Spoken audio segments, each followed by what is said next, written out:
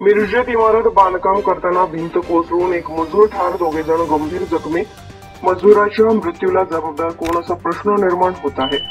मिरज लोणी बाजार येथे आज दुपारी इमारतीचे बांधकाम करत असताना भिंत कोसळून 3 मजूर जागीच गाडले गेल्याची घटना घडली.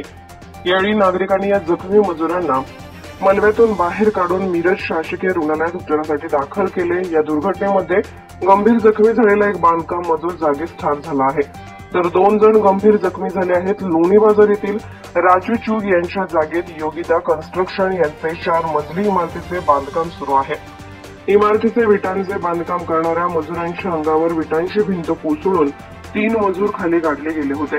त्यामध्ये धोंडेराम लांडगे राहणार मिरज, सिद्धांना पुजारी राहणार खाजा बस्ती मिरज हे दोघे गंभीर जखमी झाले आहेत, तर तमन्ना कांबळे राहणार कागवाडा हा भिंत कोसळल्याने जागीच ठार झाला आहे. योगिता कन्स्ट्रक्शनच्या धोकादायक बांधकामामुळे आज एका मजुराचा दुर्दैवी मृत्यू झाला आहे.